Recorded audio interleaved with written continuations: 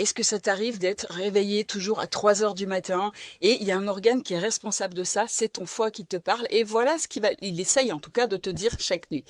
Alors toi, qu'est-ce que tu fais? Tu regardes ton téléphone, il est 3 heures, après tu regardes 3h10, 3h15, enfin bref, c'est toujours. Et hier, c'était la même chose, avant-hier, c'était la même chose, et toutes les nuits depuis super longtemps, ou parfois, des fois, ça n'arrive pas, mais c'est assez rare au milieu des nuits où tu te réveilles.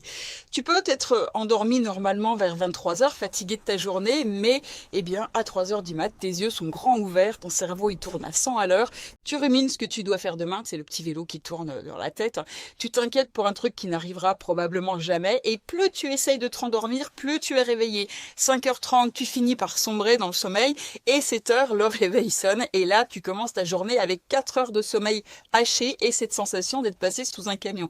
Et évidemment, c'est pas dans la tête, c'est vraiment physique. Tu sens que tu es fatigué. Il se passe de quelque chose de très concret dans ton corps à 3 heures du matin. On sait tous qu'on dort pour récupérer. Ça, personne va le contester. On sait aussi que notre corps, il fait du ménage pendant la nuit. Il répare, il nettoie, il fait sortir les toxines. Enfin, en tout cas, il nettoie les toxines qui traînent de plus en plus profondément.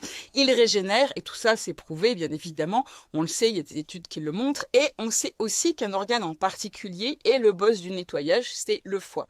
Là, jusque-là, je t'apprends rien du tout.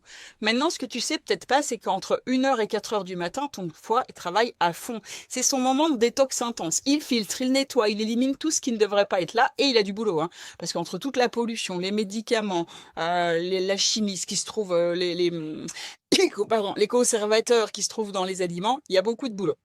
Le problème, c'est qu'il est surchargé de toxines, notamment celles qui viennent de l'intestin, aussi les fameuses endotoxines, les déchets barrières quand ton microbiote débloque, et il doit bosser en sur-régime, mais vraiment en sur-régime. Et pour faire ce boulot de dingue, il a besoin d'un flux nerveux, d'énergie, beaucoup d'énergie.